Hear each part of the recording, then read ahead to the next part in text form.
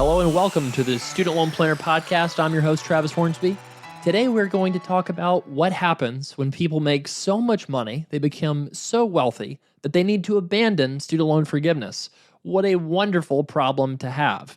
Speaking of people who are wealthy, one thing that I wanted to start off today's show mentioning is that we have a major bank partner for practice owners and aspiring practice owners that are looking to apply by the end of March, is running a promotion right now where you can get a 1% interest rate for the first 18 months and then a super low rate after that. This is the best deal that I've seen on practice financing. So this would apply to you folks out there who are looking to refinance existing practice debt to a super low rate, or to folks that are looking to make a move and buy a practice or do a partnership buy-in sometime in this kind of spring 2021 kind of time frame. So if you want to get access to that deal, just send an email to podcast@studentloanplanner.com or just use the contact form on our website and let us know, and we'll make that intro to that team.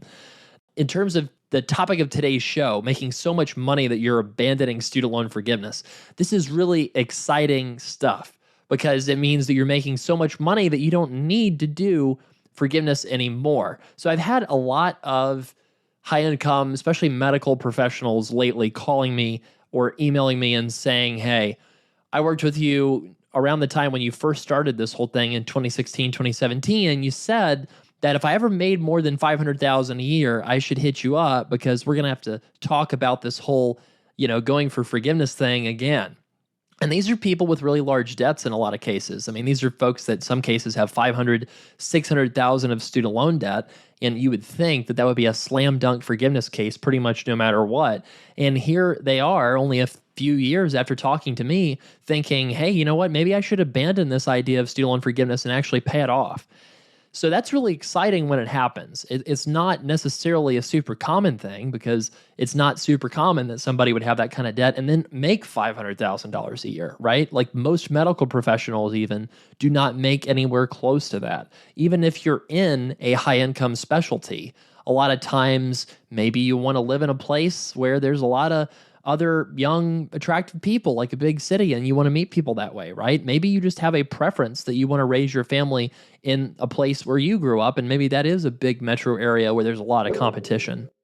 If you think about it, there's a lot of things to consider when you're considering abandoning student loan forgiveness. But first, you can think about abandoning forgiveness. You could talk about that in multiple different ways. So for example, what I mean by that is you can abandon student loan forgiveness in the private sector where you're not doing the 20 to 25 year thing anymore. And you can also abandon it when you're doing public service loan forgiveness. So there's multiple different kinds of abandoning student loan forgiveness to talk about. I guess there's also one where you're not doing the, go work at a federally qualifying health center, getting tens of thousands of dollars a year they'll give you towards your student loans. It's kind of like a student loan forgiveness thing too. You might, some people might consider abandoning that. So there's a lot of different kinds of forgiveness programs that you might be tempted to abandon. So we're going to talk about a lot of the different ones. I think it probably is a good idea to start with abandoning public service loan forgiveness because this one, it definitely comes up quite a bit. And I think it's probably a little bit easier to talk about than some of the other ones. So we'll start off with that one, and then we'll maybe talk about some of these others because they're all just really interesting cases to consider. Because that's one of the most common questions we get in our consults for our consultants that they have to answer is, okay, but what happens if how much money do I need to make for this to not be a good idea anymore? That's what we're going to try to answer in today's show. So think about it kind of like this. Let's say PSLF. Let's talk about that first. So we know that the PSLF program, Public Service Loan Forgiveness, is something that you can qualify for if you work full-time at a not-for-profit or government employer and you make 120 months of qualifying payments while employed at said employer on direct loans, direct federal student loans. Could you make so much money that you would need to abandon that? Well, let's think about it. If you're a physician, you had to do a residency, pretty much 100%, right? If you're a physician, you did some sort of residency. For primary care, sometimes that residency is as short as 3 years. But that residency can oftentimes be a lot more than that. If you add on fellowship, it's not uncommon for people to have 6 to 8 year type training programs for a lot of different specialties out there. So that's a long time where you're making $60-something thousand a year where if you manage your loans the right way, you consolidate to a federal direct consolidation loan right after graduation from medical school, then you will be building credit towards forgiveness, towards PSLF forgiveness specifically, right away in that first few years. So at a minimum, you would get 3 years of qualifying credit towards PSLF, right? Even somebody who's making a gazillion dollars would have 3 years of qualifying credit towards PSLF at a fairly low income level, probably $200-300 a month type of payments. And it's even better than that, because think about how they calculate income-driven repayment. They look at the prior year tax return specifically. So if they're looking at the prior year tax return, when you graduate medical school, your first 12 months of payments is $0 a month. And don't worry, we're going to talk about lawyers and dentists and veterinarians and those kind of folks later too, with the non-PSLF cases, because those are far more common. PSLF is obviously by far the most common forgiveness program for physicians. And, some lawyers out there, they qualify for it. But generally speaking, with lawyers, the reason why I'm not talking about lawyers right now is because lawyers, if they qualify for PSLF, it's not because they're making a ton of money. They're not probably making a ton of money. They're probably making, some sort of 5-figure sum, whereas a lot of physicians can qualify for PSLF making as much as $500,000 a year working at a, place that just happens to be a qualifying nonprofit. So anyways, you can build up this credit towards PSLF while you're in residency or fellowship if you're a physician. And even if you had a 3-year residency and that's it, when you finish your residency program, you would have an extra year of payments at that residency income level when you finish residency. Because again, they're always looking at the prior year tax returns. And the question on the IDR certification form does not say, what is your income? It basically says, what was your most recent taxable income? And then they ask you later on in that certification, did your income decline? Which obviously, if your income went up, the answer to that question is no, it did not decline. So in other words, if you answer the questions truthfully, somebody with a 3-year residency essentially gets 4 years of ultra low payments. The 5th year is, generally speaking, a hybrid year where you're paying based off of income that's half of a year as a resident or fellow and half of the year as a attending, meaning that even your 5th year would be relatively low payments, maybe say $1,000 a month if your residency payments are $300 a month. And let's say you become an attending, and now your attending payments are the full $2,000 a month or whatever. So as a general rule, if you take your residency training period and add 2 years, that's the total number of years that you get really low payments for. In the case of this, primary care person that's making a gazillion dollars, which, call me if this is you, because wow, right? If you're making a gazillion dollars as primary care, something is pretty exciting there. Even somebody with 3 years of training, which is a very short residency, would basically already have 4 or 5 years of qualifying credit towards PSLF if they happen to be working at a nonprofit or qualifying employer. So let's say that this person's got kind of a modest amount of debt, like $120,000, something like that. Well, for about 5 years, your payment would be, I'm just doing this math kind of rough at the top of my head here, $120,000 means your 10-year standard plan's about $1,200 a month. So that means that as long as you're on pay-as-you-earn or not revised pay-as-you-earn, I made that little verbal mistake there. It's pay-as-you-earn or income-based repayment. Pay or IBR, those are the two plans that have a cap on the monthly payments at the standard 10-year plan. What is that cap? It's roughly 1% of what you owe. So if your, amount is $120,000, your cap, if you will, is about $1,200 a month. So $1,200 a month times about 5 years or so worth of payments, that's pretty attractive. Again, just $1,200 times 12, maybe around $14,000 times 5, maybe, what is that? Maybe $70,000 something. I apologize if I'm doing this math wrong, but it's, again, off the top of my head here. This is a exciting podcast, right? Woo! So $70K or something like that would still result in you having the majority of that $120K that you had forgiven. If you have $300 a month payments for about 4 or 5 years in training, and then you have $70K of payments on $120,000 and as an attending, that's better than a 0% interest rate. In fact, that interest rate basically is negative. In other words, There's no situation ever, if you already have generated credit during training, that's the big if, where you would abandon PSLF because you're making too much money. Now, there are situations where you would abandon it if you are already on revised pay as you earn because maybe you're not able to switch into pay or IBR. In other words, because repay, you can be on that and kind of get stuck. I've seen that happen a few times, actually, many dozen times, I should say, actually, because we've done thousands of student loan plans. There are a couple rare circumstances where somebody's like messed up the management of their PSLF overall and like it doesn't make sense to do it anymore. My wife actually had that happen to her. That's one of the reasons I got into student loan consulting, is because I felt like, wow, this is so messed up that this happened to her. But in general, there's not a situation where you would make so much that you would abandon PSLF.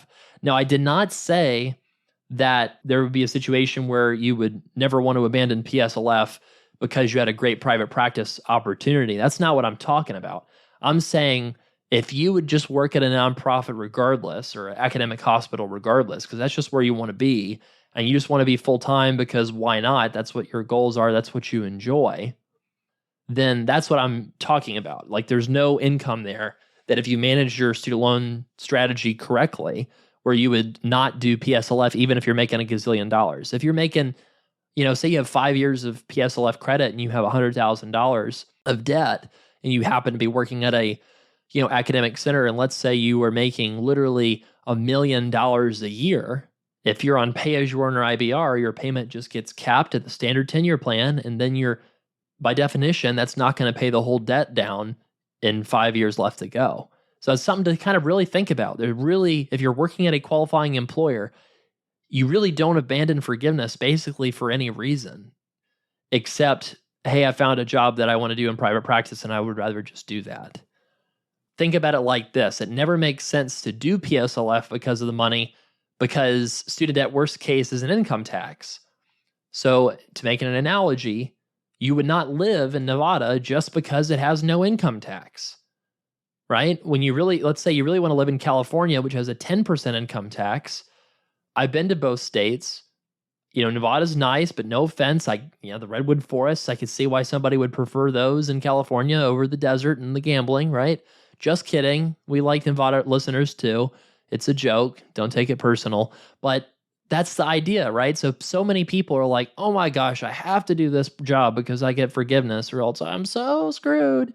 No, that's not true, because I know that you would not take a job in a state that didn't have an income tax solely because of that lack of income tax. Now, that might be a factor. You might be like, oh, well, that's kind of a positive. It's a plus. But you wouldn't take that job specifically because of that. Does that make sense? So in the same way, you shouldn't take a job just because it offers student loan forgiveness. Now, what about non-PSLF forgiveness? What about taxable 20 to 25-year forgiveness? Because I want to talk to the dentists, lawyers, chiropractors, veterinarians, PTs, occupational therapists, pharmacists, et cetera, right? All the people out there that are thinking about doing like 20-year pay or 25-year repay. What about abandoning forgiveness? What kind of cases am I seeing where people are abandoning forgiveness in that situation? So we are expecting President Biden at some point will offer up a plan that is very similar to pay as you earn for 20 years with no tax bomb. This has not been done yet. It's totally a guess.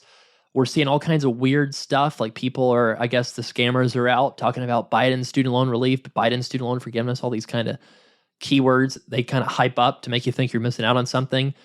It's just confusion, right? Like there's nothing happening right now. If you listen to this podcast, we're going to tell you, we're going to scream it from the rooftops to everyone if and when President Biden does change something big about student loans. But we're just speculating that he's going to try to do something, and it's going to be something that is progressive, but not extremely progressive. In other words, he is absolutely not going to cancel all student loan debt. Senator Elizabeth Warren does not even want to cancel all student loan debt. We're going to talk about student debt cancellation later in the show too. At some point, we think he's going to offer something more generous than the plans that exist today, except he might make it so that you cannot exclude your spouse's income from the payments. We'll see what happens. We're going to keep you posted. And to be honest, with the whole forgiveness stuff, like to abandon forgiveness, you kind of have to feel good about it. not being a good deal for you in the future, no matter what. In our estimation, that means that you have a debt to income ratio less than 1.25 to 1. You've got good disability or term life insurance, and you've got good money, cash in the bank, and you like the private sector, and you're happy in that kind of capacity. And so what kind of amazing things could happen where you would think about abandoning student loan forgiveness? Or maybe to say it in reverse, what kind of things could happen where you'd be afraid to abandon student loan forgiveness? I'm not a legal expert. I have to say that. When President Trump suspended student loan interest, I didn't really think he had the authority to do that. And so in that same line, I don't necessarily think that President Biden has this authority either, because Congress has the power of appropriation and the power of the purse, right? And so it kind of seems weird how the student loan payment and interest pause costs billions of dollars, but it's not really showing up on anybody's sort of bill, right? It's just sort of not there, and it's kind of weird. So who knows? I mean, who knows what's going to happen with the student debt cancellation movement, but my guess is that we're going to see $10,000 canceled for people in economic distress, and that's about it. Maybe if President Biden decides that it's in his interest to cancel student loan debt with an executive order politically, he might do that with the expectation that he's going to have to fight it in the courts, because that is absolutely something that you would see Republican interest groups challenge. Anyways, abandoning forgiveness. So what's happening? So some people out there are making a lot more money than they thought. And then forgiveness, because they hit that magic debt to income ratio, it no longer becomes a good option, because we're projecting their payments are going to be so high that they're going to pay the debt off completely. So again, that magic debt to income ratio number, I said 1.25. We used to say 2 to 1. So in other words, if you're a dentist with $200K income, $400K debt or less, you'd refinance. Well, now, it's a lot more conservative. Now we're like $250K of student debt or less instead of $400. We used to say it had to be below 1.5 to 1. That number assumes that you'd have to pay a tax bomb. So our new guideline of 1.25 to 1 debt to income ratio, if it's lower than that, or you're expecting it to be lower than that at some point soon in the near future, then it would be okay to pay your loans off. So that number assumes that there's no income tax bomb, and you're able to do pay as you earn and exclude spousal income and things like that. So in other words, we are already assuming with that number that there will be no student loan tax bomb. So our advice now, we modify our advice based off of what's happening, in Washington and the economy, reading the tea leaves, right? We're trying to give people the best strategies they can use, regardless of what happens. And so that's kind of the level that we think makes sense, no brainer to refinance. Now, you could refinance or try to pay your debt off with a higher debt to income ratio. You definitely could. If President Biden made the new plan something you got opted into, and unless something that you opted out, maybe he would make it so that you couldn't exclude a spouse's income at all. And so maybe you get accidentally opted into this new plan and you can't go back to the old one you're in. And then, oh, shoot, I can't exclude my spouse's income from my payment. And if that happened, that would push a lot of people into refinancing. It'd be real interesting to kind of analyze that, who would opt out of a forgiveness plan that would force you to include your spouse's income. If they're not careful with whatever default plan they decide to develop, you could actually see a lot more strategic divorces than exist right now for student loan reasons. We've only had maybe a handful of people that have gotten a strategic divorce in the history of our company because of student loans. And I think the reason we haven't seen more is because people can file separately for taxes, which is kind of good enough for a lot of people. But it'll be real interesting to see what they do with that. When Senator Lamar Alexander was leading the Higher Education Committee in the Senate, he was retiring. He basically tried to do repay for grad school loans and the 20-year forgiveness for undergrad. So he basically tried to replace everything and simplify the income-driven plans with one plan that was going to be 25 years for grad school, 20 years for undergrad, probably no ability to exclude spouse's income, and probably no income tax bomb. So it would stand to reason that President Biden's plan is going to be a little more generous than that. So that's kind of why we're trying to be conservative and say, okay, 1.25 to 1. There's another reason, though, that you would abandon forgiveness that's not related to you crushing it with your income. If you think there's going to be bad inflation, you would probably refinance now, because you're assuming your income is going to go up with that inflation and make forgiveness a bad deal. So I don't talk about this a lot because I'm not a gold bug or like a Bitcoin apostle or something sort of very extreme, I guess, in my views on like what inflation will happen. Could there be bad inflation in the next 20 years? Of course there could be. If you had a really strong opinion that bad inflation was going to happen, then you would maybe consider overruling our sort of rules of thumb and say, you know what, if I can get a 3.5 for 20-year fixed, I'm going to do that because I think that we're going to have inflation of 5 to 10% over the next 20 years. And I just really like locking that low rate in because then I kind of get free money if I'm right. And if I'm wrong, I still have a payment that I can handle. So, that's when we start getting into well, if your debt to income ratio, is better than 2 to 1 and you have a view like that, or you're really anti-debt, or you are, just you like the idea of not having to file taxes separately for 20 years, that's defendable to pay your debt back. It is. It's not something that we are going to go out and recommend because I think one reason is like I'm very sensitive about making sure that our advice is unbiased. And like I like to err on the side of caution because obviously with our refinancing companies, they pay us advertising revenues. They're site sponsors. That's fine if we can be very conservative and manage our conflicts of interest and negotiate the biggest cash bonuses on the internet for you when you use our links because of us taking a lot lower commission than anybody else. But it's still a conflict of interest. So I think, that's one reason I think I tend to be a little more conservative on paying debt back. Meanwhile, like some other people out there, that there's groups out there that basically say they give free student loan advice, but then they only make money whenever you refinance. So what do you think their advice is going to be biased towards, right? That's why one reason why we charge a flat fee for student loan advice, because I want you to feel like it's actually in your best interest. That's the whole point of the advice. And that's another reason why we pay our student loan consultants the exact same, regardless of their recommendation. I don't know. So that's just some random thoughts there. But I really think that we can assume that long-term interest rates are going to be relatively stable for a few reasons. Without going down a rabbit hole, we've got an old population, a developed world that's getting older too. And, one time when I was a bond trader, I was like, man, why is the US bond yield so low? And they're like, well, if you're a German senior citizen and you can buy, 0.1% in Germany, you can buy 2% in America, and you're probably going to buy 2% in America. And I thought, oh man, that's kind of interesting. So like I said, if you think that inflation is going to be really bad, then you would want to lock in a low interest rate and just pay your debt back. But for us normal people that don't necessarily have a strong view on that, you want to think with forgiveness, like it's not something that you want to do unless it's really in your interest, because it's not easy. It's not pleasant having to recertify your income every year. It's certainly something that I would not want to do unless I needed to. And it's not something that I would want to do to set up a tax bomb account, to have to be thinking about it.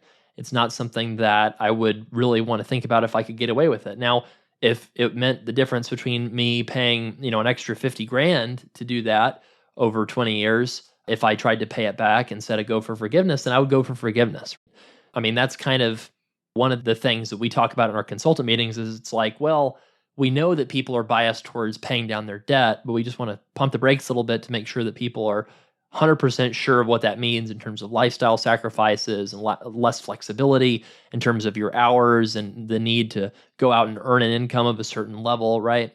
So federal student loans have these unknown unknowns. The interest freeze was not expected by anyone. That was not something that anybody saw coming. Obviously, nobody really saw COVID coming, and if they said they did, well, sure, right? Nobody really knew this year was going to happen. And then nobody knew that the way that President Trump was going to react with student loans is pausing all student loan payments and interest, kind of, and somewhat indefinitely, right? In September 2020, and now it's extended to September 2021.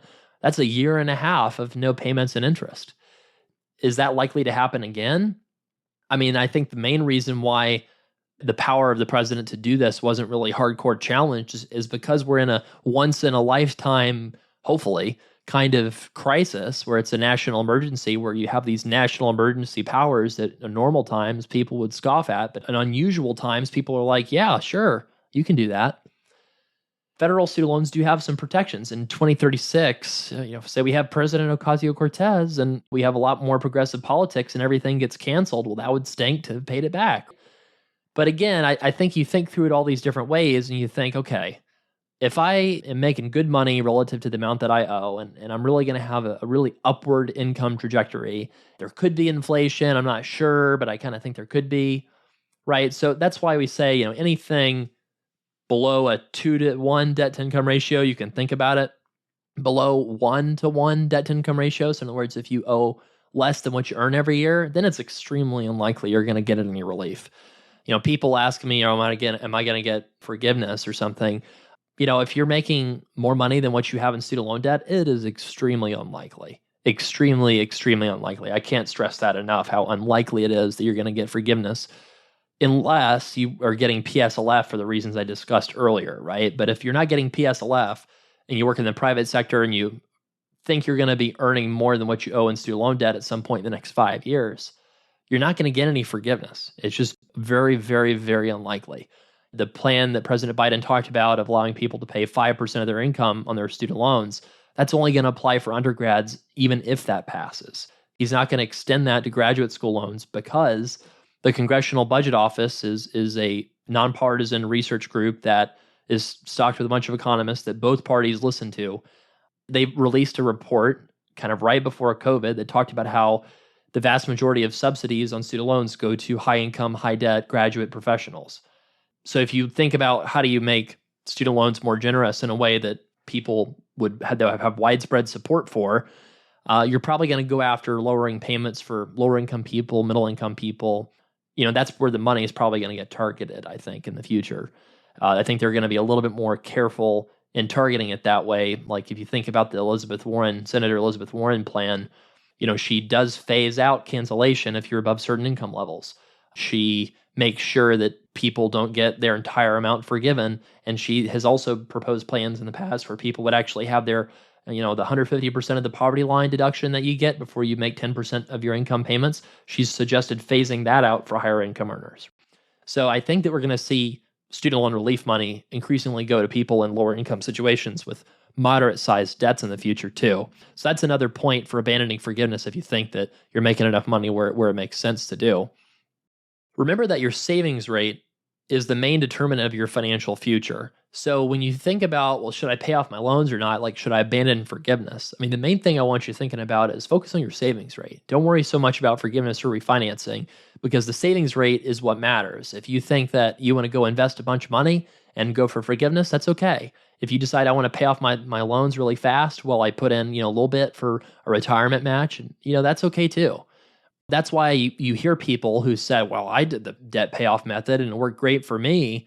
Well, that's not because it was necessarily the smartest thing to do. It's because they are really good at having a high savings rate, right? So that's why you hear people that are like, well, don't trust forgiveness. I didn't trust it and I paid it all off and it worked great.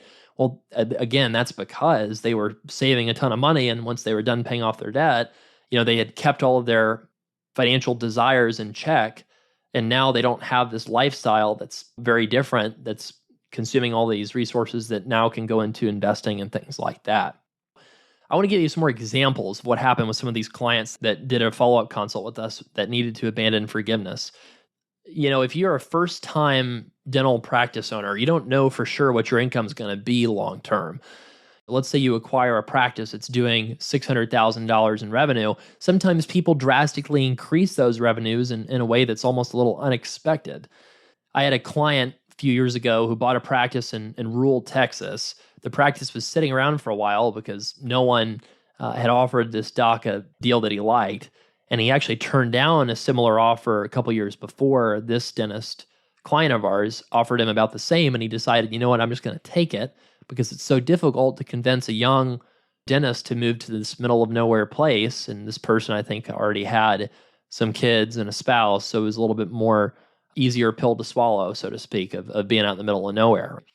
So this buying doctor looked through the procedures the practice was doing, and he realized there was a lot of things that he could do that a 70-something-year-old dentist could not do. So think extractions, different kinds of procedures. So that was phantom revenue that existed in this practice that he purchased that he could literally just go and do the procedures because the people would have to drive for hours to get to somebody else that could do some of these things.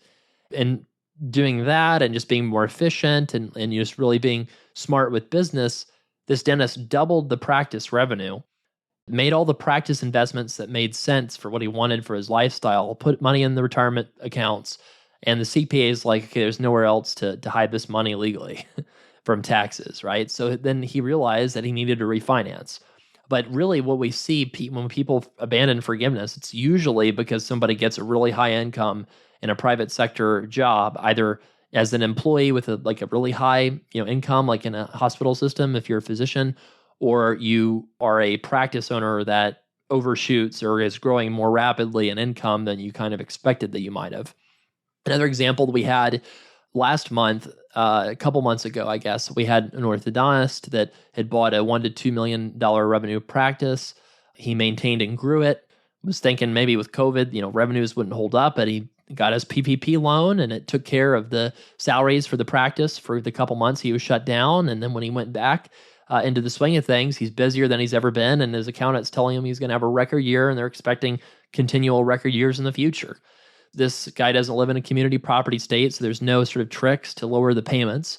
And so, he needs to refinance his debt because we were thinking maybe his debt to income ratio might be right around that 1.5 to 1 level, in which case maybe you go for forgiveness because of all the reasons I mentioned earlier. But then his income is a little bit bigger than expected. He's already maxed out all those retirement accounts. So now he's really at that level where, okay, maybe we need to go ahead and lock in a low interest rate and pay it back. I don't want to belabor the dentist examples, but I had another one who had a small practice in a small town. She owned the building.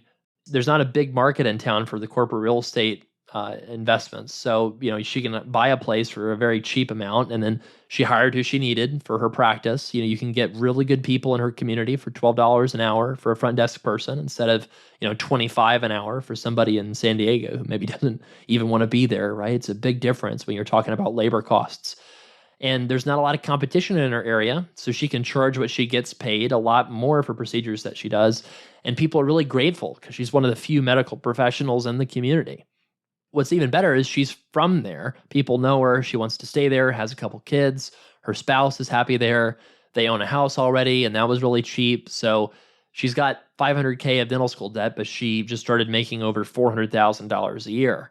And she's expecting that to go up as she has already bought a lot of the equipment and depreciated some of it already, and she doesn't necessarily need a lot more. As long as she's got good disability insurance, good term life insurance, she doesn't have a ton of capacity to spend money in this more out-of-the-way place, she's feeling pretty good about paying back her loans now because she knows that she's going to be making, it's kind of all going to be going up from here. Initially, she was kind of thinking, well, maybe I want to do pay because maybe we want to have some more children and maybe I want to be able to do 3 days a week down from 4.5. But she's finding that she's really getting into her groove and her spouse is staying at home with the kids. And she feels like, well, no, I like this. I want to do 4.5 days a week. And I like earning a substantial amount of money for this expensive degree that I went out and got. So in that kind of a case, right, if somebody's a little afraid about refinancing, but it's pretty clear they need to, then it's maybe a good idea to start with a 20-year term. We talk about this a lot, the refinancing ladder approach. You start with a 20-year term. You make a lot of prepayments when you have the money. Maybe, for example, a lot of people will leave, a lot of dentists or practice owners will leave a lot of money on their business checking account until the accountant says, all right, here's your taxes, and they'll pull out a bunch as a lump sum, right? So maybe you make that big lump sum payment on your loans once a year, and then you pay it down to a certain level and you refinance it again to an even shorter term with a payment that you can feel good about so you don't have to be stressed about it. So if you feel like, hey, I'm thinking I'm going to make a lot more money than I ever really thought I was going to make, or hey, I kind of feel like inflation's going to get a lot higher from here. With the COVID forbearance, it's fairly straightforward. You wait until September the 1st, around there, and then you have about 30 days that an offer is good for. So then you just apply, around Labor Day, if you want to think of a time to apply, and then you sign if the COVID forbearance is not extended past September 30th. We're probably going to know, I would imagine, sometime in August, whether or not President Biden is going to allow that forbearance to expire or not. But what if interest rates go up? What if interest rates go up? So refinancing is a much better deal now if you want to do an investing strategy and pay the minimum on your debt, because a lot of people, some people at least, would view anything less than 4% as really cheap debt that they would rather hold on to so they can invest money instead. Now, that's definitely an aggressive strategy. I think most people are a little bit risk averse and a little bit more cautious with that kind of thing. So that's why we suggest the refinance ladder, because you start with a low payment, you pay a lot down, then you do a 10-year, you pay a lot down, then you do a 5-year. That keeps your required payment pretty low compared to if you just jump straight into a 5-year term with a $10,000 a month payment. It can get in the way of a lot of things. So for example, one time we had a dental specialist who could barely afford childcare plus her student loan payment because she refinanced to like a 7-year term, and she couldn't even qualify for a practice loan because of her required student loan payment being so high. So then she refinanced to a 20-year, qualified for the practice loan, and then was able to get that loan term back down to a shorter term again after she established the practice that she wanted to, which would give her enough income to pay it down rapidly in the first place. If you do have over $100,000 in cash, you probably can do a 10-year fixed rate on your loan. I mean, you probably can. Now, one quick note, what about inheritance? Does that cause you to abandon student loan forgiveness? No. Let's say you've got $1 million in an inheritance. That's not a taxable event, at least on the federal level, depending on, obviously if your person giving you the money was worth tens of millions of dollars, maybe there's estate taxes, but that's not your liability. So if you get, a big inheritance, would it affect your going for forgiveness? It would not, as long as that income from the inheritance wasn't so substantial that it would throw off that debt to income ratio. So for example, if you got hundreds of thousands of dividends a year from an inheritance, then that would obviously impact your forgiveness strategy. It'd be better to pay it off. But if you're only, say you inherit about the same amount of money as you have in debt, well, that doesn't change anything. It's still better to go for forgiveness as long as your income is expected to not drastically increase because of it. So something to kind of think about. We get that question from people sometimes. It's like, hey, I was fortunate to inherit $200,000. Does that impact my forgiveness at all? No, it doesn't. And if anyone wants to know where to inherit $200,000, I'm sorry, I don't have any leads for you. So let's talk about debt cancellation a little bit. So the student debt cancellation movement has been growing in momentum, and it really continues to become a thing that people talk about more and more as student loan debt has really quintupled in the past 10 years. You have different plans out there, and you have different views and opinions in the progressive community. So for example, Senator Bernie Sanders wants all of student loan debt to be canceled. Some of the members in Congress that you would view as the most progressive members are of an agreement of that. Now, Senator Elizabeth Warren, though, and some of those similar progressives to her have a targeted cancellation plan that is maybe politically realistic, because I don't think that you would see everything just canceled, because there's a reason why Democratic voters, I think, went with President Biden instead of Senator Sanders, and that's because I think that a lot of voters, some of the more pragmatic voters, viewed him as the best case or the best chance for beating President Trump. In the same token, I think the policies of forgiving all student loan debt all at once, maybe it's something that'll happen eventually, but I think that what we would need to see is first some really kind of blue wave type elections where you have like 56 Democratic senators in the Senate or something, right? I think that you would need something like that to convince, your more moderate type Democratic senators to go ahead and do something like that. So I think that there's a chance that you could have 50K canceled, but I don't think that the Democratic Party is going to want to do that for electoral reasons, namely because all parties want to maintain power and control, right? And they want to win elections. And so in 2022, it's not a presidential year. Obviously, President Biden was Vice President Biden during the 2010 elections with the Tea Party movement, where you had this big backlash to some of the things like the Affordable Care Act. So I'm talking about this stuff not in a political sense. I'm talking about it from a how do you predict what's going to happen with student debt cancellation sense. Hope you know that. So why would they not cancel $50,000 of student loan debt through Congress? The reason is because it would cost around $900 billion. Contrast that to the total stimulus bill of $1.9 trillion that President Biden put forward. So you're right at if you cancel 50K for everyone, that's like half of the entire, call it first quarter agenda of President Biden's first 100 days or whatever, right? I mean, that's like an insane amount of money, like compared to the total stimulus that they're asking for, right? It's not an insane amount of money in terms of like, could Congress afford to do it? Sure, it could. I mean, could we afford to cancel all student loans? Of course we could. It's more about like all these competing priorities. And there's something called PAYGO rules. PAYGO is, and I'm not a legislative expert, but essentially, why is there such a push to do this via executive order instead of via Congress? Well, in PAYGO rules, if you do something that has this huge impact or this huge cost associated with it, you have to raise taxes or come up with cutting spending, or you have to borrow the hundreds of billions of dollars to do it. However, if you do it via executive order, and I'm not really clear why it is this way, but if you do it via executive order, when President Trump suspended student loan payments and interest, the Department of Education made an announcement about how much it would cost, but they didn't really say anybody had to pay it. They didn't really say, okay, we got to go borrow X amount to cover the cost of this suspended payments and interest plan. That just kind of happened, and kind of really weird, right? Like, that's kind of one reason why I felt like the executive didn't really have the authority to pause student loan payments and interest, because it doesn't increase the national debt, except that it does. And it's kind of weird, like, follow me here if you want. But so the executive order idea, so one of my friends, student loan expert friends, texted me and he's like, and he's a big advocate for cancellation. And he texted me, he's like, oh man, this is not a good sign that they're having this press conference that they want to cancel student loans via executive order.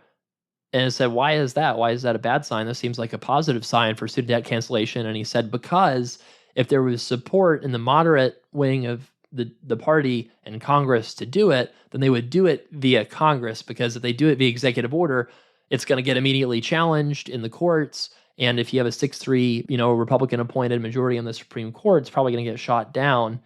And so if you really had actual legislative support for this, they wouldn't be announcing this with a press conference. This seems more of like a sort of they want to make sure that their base knows politically that they advocated for this. So it's kind of weird, right?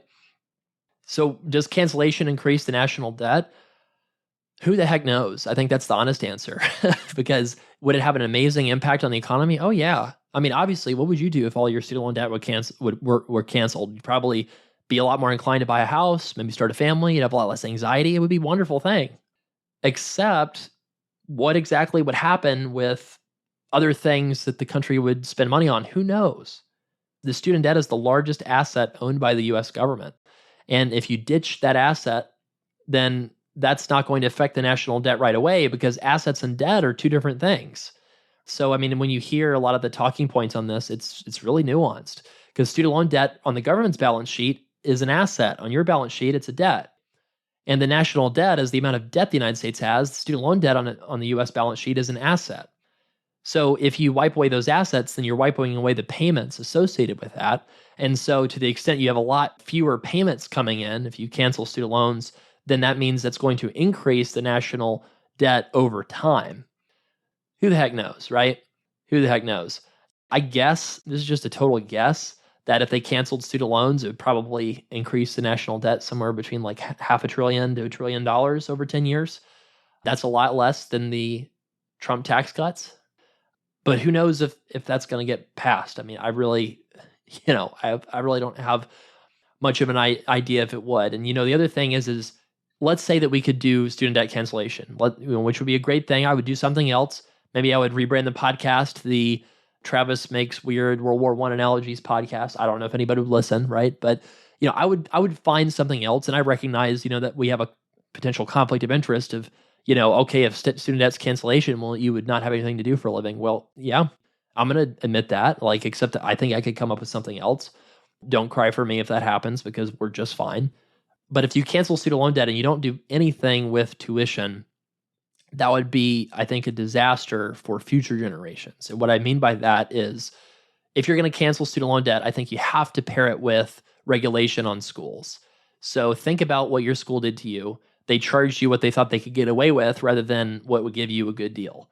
And they did that because they didn't have to have any restrictions on the cost of attendance for what they gave you in student loans, because the federal government will give you the full amount that you want.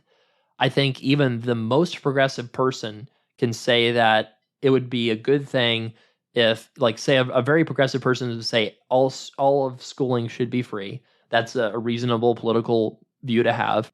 But that if it were, that the government should push down the cost by regulating the market, right? And in the case of higher education, there's basically no regulation at all. So it's kind of weird. You have like really high levels of government involvement, but absolutely no like government price setting. So think about like Medicare, Medicare basically tells a lot of providers what they're going to pay, right? So there's a lot of like price controls, but then there's a lot of involvement to expand access. Whereas like in the higher education market, there's a lot of involvement to expand access, but very little efforts at controlling costs and canceling student loan debt without changing the way things are done in that regulation side of things would be, it would crowd out other priorities. It would crowd out being able to address climate change and healthcare and lessening inequality and other things. So I don't know. It's just a really fascinating problem. Like anybody who says that they have an easy fix to the student loan crisis probably hasn't thought about it enough. And I don't mean that in a mean way. I just think this problem is extremely complicated. And there's all kinds of unintended consequences pretty much no matter what you do with student loan reform. So maybe that means it stays complicated. Maybe that means that we still need to have a place in your life. And so if that's the case, then I'll try to keep making this podcast entertaining so you keep tuning in, I guess. We'll know what happens, I think, around April, May, June. I think once the end of the interest freeze kind of gets closer, I think we're going to start seeing some indications as to what President Biden might do. But just know that if you have a debt-to-income ratio below 1.25 to 1, or you think your income's heading that way just because you're really beating all your income targets that you thought you were going to have, and you're just really crushing it, then yeah, you should pay your debt off. One more thought about student loan relief in 2021. So think about this. This is not something that was consciously thought of, but this is something that ended up happening. Think about inequality in America. There's inequality between the billionaires and a orthopedic surgeon, but there's also inequality in an orthopedic surgeon and a waiter. One of the interesting things with the student loan interest freeze is the way they designed it by having it not be cancellation, it was a payment and interest freeze. That disproportionately benefited high income, high debt borrowers like you and like people that like our podcast and that hire us for planning. So our community got a great benefit, and that's wonderful. That's one of the reasons why I think future student loan relief is going to be more targeted, because here's an example. A future orthopedic surgeon in residency who would eventually refinance got, from this student loan payment and interest pause, got a 0% interest benefit for a year and a half. So on $500K, that's saving that person about $45,000. Let's say somebody who's PSLF eligible is making a high income, maybe you say a dermatologist or something, or somebody who is like an ICU critical care doc that you'd kind of say, wow, that's like a great person to just wipe the whole debt after what they've been through with COVID, right? That person would have been paying, let's say, $3,000 a month or $2,000 or $3,000 a month for PSLF credit. Instead, that's been zero. So if you sum up the year and a half of paused payments, it's about $54,000. So you can easily see where somebody who has a lot of debt, high income, got a subsidy of like a brand new car, or paused payments of PSLF of like mid five figures. Meanwhile, someone who completely lost their income, right? Like somebody like a waiter or a bartender or somebody like that with $10,000 of debt from maybe a degree that they dropped out from, they got $800 of interest benefit over the past 1.5 years. So you've got a lot of people out there that were most affected by this COVID crisis financially that got student loan relief that was a few $100s, versus a lot of people in our community that did need the help, obviously did need the help and were grateful for that help, but in a lot of cases got, many multiples of the level of help. And that's why I think you're going to see a big push towards student debt cancellation, because in all fairness, like lower income people that have bared the brunt of this economic crisis probably should get disproportionately more help, right? So we'll see what happens. Who the heck knows?